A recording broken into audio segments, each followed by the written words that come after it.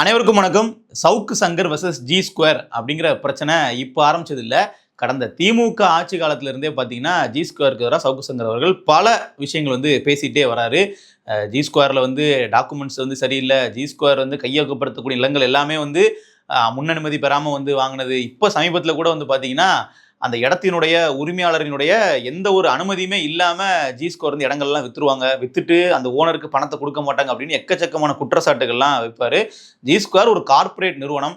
அப்போ லிட்ரலி பார்த்தீங்கன்னா எல்லாருமே சவுக்கு சங்கர் அவர்கள் தரப்புல இருந்தால் அவருக்கு ஆதரவாக கருத்துக்கள் சொல்லிக்கிட்டு இருப்போம். நானும் பல வருஷங்களுக்கு அப்படி தான் இருந்துட்டு இருந்தேன்.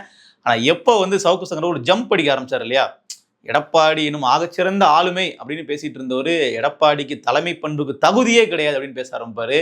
சீமான் போன்ற அரசியல்வாதிகள் தமிழ்நாட்டிற்கு தேவை ஃபெலிக்ஸ் அப்படின்னு பேசிட்டு இருந்தவர் சீமான்லாம் பார்த்தீங்கன்னா ஒரு ஜோக்கரு அப்படிங்கிற மாதிரி பேச ஆரம்பிச்சது. இந்த மாதிரியான மாற்றங்களை எல்லாம் பார்க்கும் பொழுது சவுக்கு சங்கரை நம்ம ஒரு ஃபில்டர் போட்டு பார்க்க வேண்டியதாக இருந்துச்சு. இவரை நம்ம சொல்றதை அப்படியே நம்ம ஏற்றுக்க முடியாது, சில விஷயங்கள் மாற்று கருத்துக்கள்லாம் இருக்குன்ற மாதிரி ஒரு பூத கண்ணாடியோடு சவுக்கு சங்கருடைய கருத்துக்களை பார்க்க நேரிட்டது.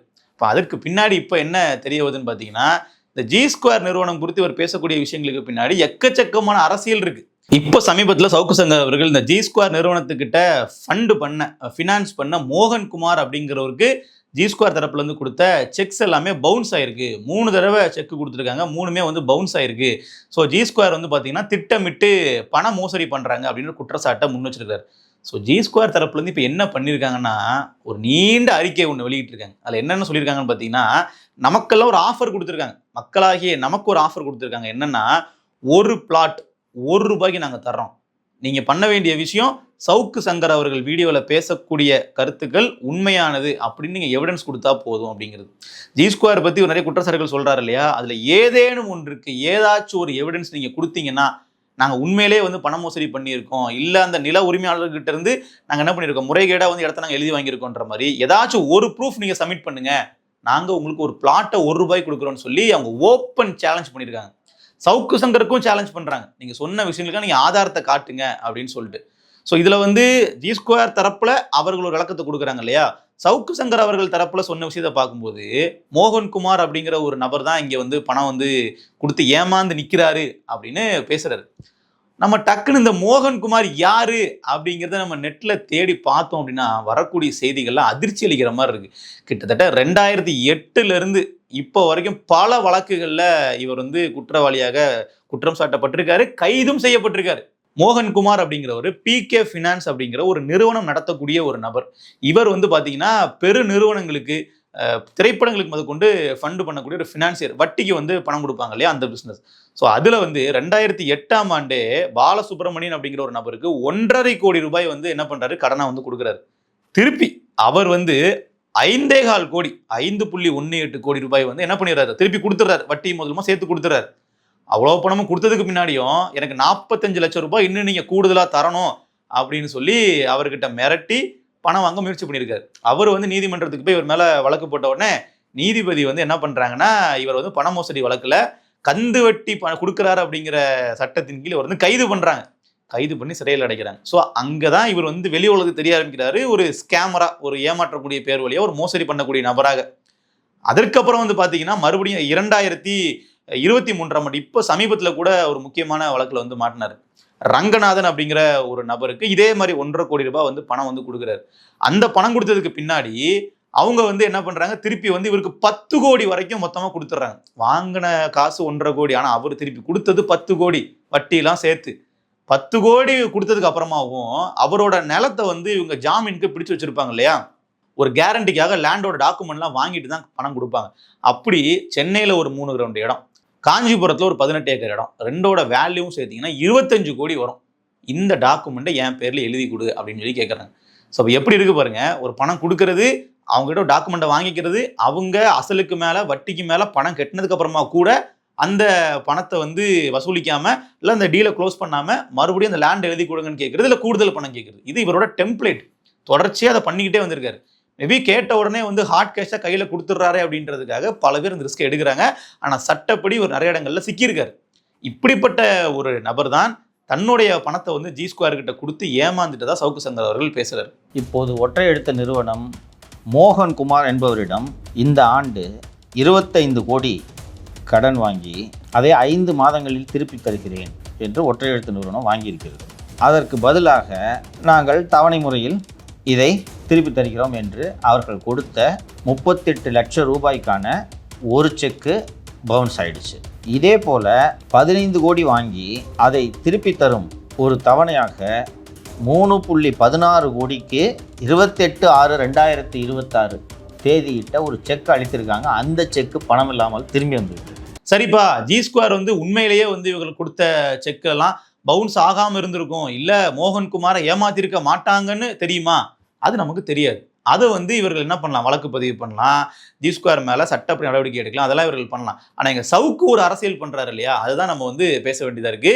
இதே சவுக்கு சங்கர் அவர்கள் G2 நிறுவனம் குறித்து சில நாட்களுக்கு முன்பாக என்ன பேசினாருன்னு பார்க்கணும் இல்லையா. அதாவது நீங்க ஒரு லேண்ட் ஓனரா இருப்பீங்க, உங்க லேண்ட்ல வந்து G2 அப்ரோச் பண்ணி இந்த லேண்டை நாங்க மார்க்கெட் பண்ணி சேல் பண்ணி தரோம், எங்களோட பிராண்டு கீழே கொண்டு வந்தா லேண்ட் உடனே சேல் ஆயிரும், நாங்க வந்து பாத்தீங்கன்னா மகேந்திர சிங் தோனி எல்லாம் அட்வர்டைஸ்மெண்ட்ல வச்சு லேண்டை வந்து கவர்ச்சியா காட்டி வித்துருவோம், அப்படி வித்ததுக்கு அப்புறம் பணத்துல நாங்க உங்களுக்கு ஷேர் கொடுப்போம் அப்படின்னு சொல்லி அப்ரோச் பண்ணுவாங்க அப்படின்னு எக்கச்சக்கமான சவுக்கு சங்கரோட கணக்குப்படி பாத்தீங்கன்னா 2000க்கும் மேற்பட்ட நபர்கள் கிட்ட லேண்டை வாங்கி இது மாதிரி சேல் பண்ணியிருக்காங்க G2. ஆனா ஒரு சின்ன அட்வான்ஸ் மட்டும்தான் கொடுப்பாங்க, வித்ததுக்கு பின்னாடி அந்த லேண்டோட சேல் வேல்யூ இருக்கு இல்லையா, அதுல இருந்து பங்கை கொடுக்கவே மாட்டாங்க, கிட்டத்தட்ட ஏமாத்திட்டு போயிருவாங்க, லேண்ட் ஓனர்ஸையே ஏமாத்தி லாப பணத்தை கொடுக்காம அவங்க எடுத்துட்டு போயிருவாங்க அப்படின்றத சொல்றாரு. இப்போ ஒரு 10 கோடி ரூபாய்க்கு ஒரு வேல்யூ உள்ள ஒரு லேண்டுனா ஒரு 1.5 கோடி ரூபாய் வந்து ஒரு அட்வான்ஸ் அமௌண்டா கொடுத்துட்டு இவங்க 25 கோடிக்கு அதை வித்துட்டு அந்த லாபத்தையும் எடுத்துட்டு போயிட்டு முதலையும் எடுத்துட்டு போயிருவாங்க, அந்த லேண்டே கிராப் பண்ணிடுவாங்க அப்படின்னு சொல்லி சொல்றாரு. ஸோ இது எவ்வளோ பெரிய ஒரு அலிகேஷன்ங்கிறத நம்ம பார்க்கணும். இது மாதிரி 2000 பேர் வந்து தமிழ்நாட்டிலேயே குற்றச்சாட்டு கொடுக்க முடியாம, புகார் கொடுக்க முடியாம வெயிட் பண்ணிக்கிட்டு இருக்காங்க அப்படிங்கிறாரு. ஒரு போலீஸ் ஸ்டேஷன்ல போயிட்டு ஒரு நபர் புகார் கொடுக்குறாங்கன்னா அந்த புகார் அவங்க எடுக்கலாம், எடுக்காம இருக்கலாம். ஏன்னா ஒரு சில சமயங்கள் வந்து போலீஸ் வந்து வழக்கு எடுக்காம கூட இருக்கலாம். ஆனா உடனடியாக அவர்கள் என்ன பண்ண முடியும், நீதிமன்றத்துக்கு போக முடியும். நான் இது மாதிரி ஸ்டேஷன்ல போய் புகார் கொடுக்க போனேன், என்னுடைய வழக்கை காவல் நிலையம் எடுக்க மறுக்கிறது, ஆனா என்னோட வழக்குல ஒரு குற்றத்திற்கு முகாந்திரம் இருக்குன்னா நீதிமன்றம் வந்து ஆர்டர் போடுவாங்க இந்த வழக்கை எடுங்கன்னு சொல்லி. நீங்க நல்லா பாருங்க, எல்லா விஷயங்கள்லயுமே ஒரு அரசியல் கட்சியா இருக்கட்டும் எல்லாருமே இப்படிதான் ஒரு தீர்ப்பு வந்து வாங்குவாங்க. ஒரு இடத்துல ஒரு கூட்டம் போடுறதுக்காக ஒரு அரசியல் கட்சி சார்பா அனுமதி கேட்பாங்க, காவல் நிலையத்துல கொடுக்க மாட்டாங்க, இவர்கள் கோர்ட்டுக்கு போவாங்க, நீதிமன்றம் தலையிட்டு அனுமதி கொடுக்க வைங்கன்னு சொல்லும், இல்ல இந்த வழக்கை வந்து எடுத்து பாருங்கன்னு சொல்லும். இதுதான் வந்து யதார்த்தமா நடக்கக்கூடிய விஷயம். அப்போ சவுக்கு சங்கர் சொல்றதை பார்க்கும்போது இந்த 2000 பேர்ல யாருமே நீதிமன்றம் போலையா அப்படின்னு ஒரு கேள்வி இருக்கா.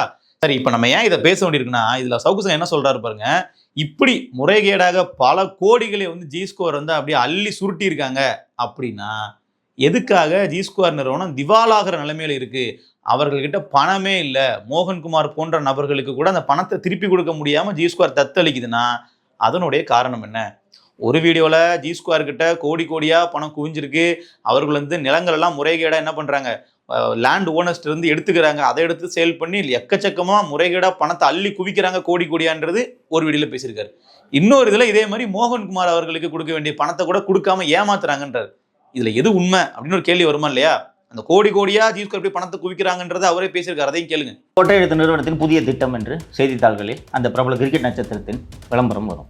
வந்த உடனே பேப்பரில் அட்வர்டைஸ்மெண்ட்டு, டிவியில் அங்கே இங்கே எல்லாம் விளம்பரங்கள்லாம் பார்த்த உடனே இந்த விட்டில் பூச்சிகள் வந்து அதில் விழும். விற்ற உடனே அதற்கு பிறகு நான் உங்களுக்கு சொன்னபடி பணத்தை கொடுக்க வேண்டும், இதுதான் வியாபாரம். இந்த மாதிரி ஒப்பந்தம் போட்ட யாருக்குமே துட்ட கொடுக்கல. தமிழகம் முழுக்க இது போல புகார் தருவதற்கு 2000 பேர் தயாராக இருக்கிறார். ஸோ சவுக்கு சங்கர் அவர்களினுடைய பேட்டிகளில் உள்ள அந்த முரண்களை நம்ம இப்போ மட்டும் சுட்டி காட்டல. ஏற்கனவே எடப்பாடி பழனிசாமி அவர்களுக்கு ஆதரவாக பேசிட்டு இருந்த டக்குன்னு ஒரு ஜம்ப் அடிச்சு அப்படியே வந்து பார்த்தீங்கன்னா தாவேக்காக்கு போனார் இல்லையா, அப்போவே நம்ம வந்து பேசியிருக்கோம், எப்படிங்க அவங்களால இப்படி வந்து மாற முடியுது அப்படின்ட்டு. இது நமக்கு புதுசு இல்லை, அந்த விஷயங்கள்லாம் இப்போ உள்ள பலருக்கும் தெரியாமல் இருக்கலாம். இப்போ சமீபத்தில் வந்து தாவேக்காவினர் தான் சவுக்கு சங்கர் அவர்களினுடைய பார்வையாளர்களாக இருக்கிறாங்க. ஒரு காலத்தில் வந்து நாம் தமிழர் கட்சி ஆதரித்து பேசியிருந்தாரு, அதற்கும் முன்னாடி வந்து திமுகவை ஆதரித்து வந்து பேசியிருந்தாரு, அப்புறம் கொஞ்ச காலமாக வந்து அப்படி நாம் தமிழர் பக்கமும் ஆதரவு தளத்தை கொடுத்துருந்தாரு, அப்புறம் வந்து பார்த்தீங்கன்னா அப்படியே கட் ஆகிட்டு அதிமுக பக்கம் வந்து போனார். இப்போ அதிமுகல இருந்து தாவேக்கா தரப்புக்கு ஆதரவு தளத்தில் பேசிட்டு இருக்காரு, அது அவருடைய விருப்பம். அவர் சொல்லக்கூடிய விஷயம் சரியா தப்பான்னு நம்ம பேசணுமே தவிர அவர் எந்த கட்சிக்கு ஆதரவு கொடுக்குறாருன்றது நமக்கு தேவையில்லை.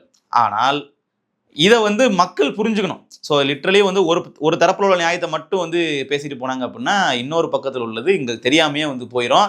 இதே சவுக்கு சங்கர் அவர்கள் இன்றைக்கு கைதாகிறதுக்கான வாய்ப்புகளும் பிரகாசமாக இருக்குது. காரணம் என்ன அப்படின்னா, 2022ஆம் ஆண்டு இதே மாதிரி ஜி ஸ்கொயருக்கு எதிராக இவர் வந்து பேசியிருந்தார். எதிராக பேசுறதுலே தப்பு கிடையாது. என்ன பண்ணியிருந்தாருன்னா, டாக்குமெண்ட்ஸ்லாம் வந்து ஃபேக் டாக்குமெண்ட்ஸ், அந்த லேண்டுக்கு வந்து அப்ரூவலே கிடையாது, அப்படி இப்படின்லாம் பேசிட்டாரு. அவர்கள் நீதிமன்றத்தில் வழக்கு போட்டாங்க. வழக்கு போட்டு என்ன பண்ணாங்கன்னா, இவர் வந்து எங்ககிட்ட பணம் கேட்டு மிரட்டினாரு, நாங்கள் கொடுக்கலன்னொன்னே இப்படிலாம் அவதூறு பரப்புறாருன்னு சொல்லி அவர்கள் குற்றச்சாட்டை சொல்லி, சவுக்கு சங்கர் சொன்ன விஷயத்துக்கு நீ ஆதாரங்கள் காட்டுங்க நீதிமன்றம் கேட்டப்போ அங்கே போய் கொடுக்க முடியல. நான் தெரியாமல் பேசிவிட்டேன், என்னை மன்னித்து விடுங்கள் அப்படின்னு மன்னிப்பு கடிதம் எழுதி கொடுத்து விட்டு சவுக்கு சங்கர் அவர்கள் வெளியே வந்தார்.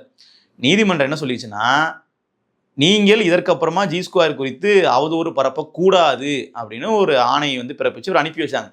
அன்னையிலிருந்து இப்போ வரைக்கும் வந்து பார்த்தீங்கன்னா சவுக்கு சங்கரால் ஜி ஸ்கொயர் அப்படிங்கிற பெயரை அவரால் சொல்ல முடியாது. பெயர் அவரால் டைட்டிலே வந்து வைக்க முடியாது. அதனால தான் ஒற்றை எழுத்து நிறுவனம் அப்படின்னு சொல்லி அவர் பேசிக்கிட்டு இருக்காரு. ஆனால் இன்றைக்கு அந்த ஒற்றை எழுத்து நிறுவனம் நீங்கள் ஒரு பேசினாலும் நீதிமன்றத்தில் நீங்கள் யாரை குறிப்பிட்டு பேசுறீங்க அப்படிங்கிறது அவர்களுக்கு தெரியும். ஒரு சின்ன வேர்ட் பிளேலாம் வந்து பார்த்தீங்கன்னா நீதிமன்றத்தை ஏமாற்றிட்டு போயிட முடியாது இல்லையா? அப்போ மறுபடியும் பார்த்தீங்கன்னா அந்த வழக்கு நீதிமன்றத்தில் வரும்பொழுது அவர் எழுதி கொடுத்த கடிதத்தை மீறி இருக்காருன்னு தான் சொல்ல முடியும். ஸோ நிச்சயமாக இந்த வழக்கு நாளைக்கு மீண்டும் விசாரணைக்கு வருது. இல்லை இவர்களை இப்போ புதியதாக வழக்கு பதிவு பண்ணாங்கன்னா சவுக்கு சங்கர் அவர்கள் இது மாதிரி ஆதாரம் இல்லாத குற்றச்சாட்டுகளை வந்து பரப்புறதுக்காக சிறைக்கு செல்றது கூட வாய்ப்புகள் இருக்குது. இன்றைக்கு அவர் என்னதான் ஆளுங்கட்சி நெருக்கமாக இருந்தாலும் நீதிமன்றத்துக்கிட்ட இருந்து தப்ப முடியுமா அப்படிங்கிறது தெரியல. நம்ம பொறுத்திருந்து பார்ப்போம். நன்றி.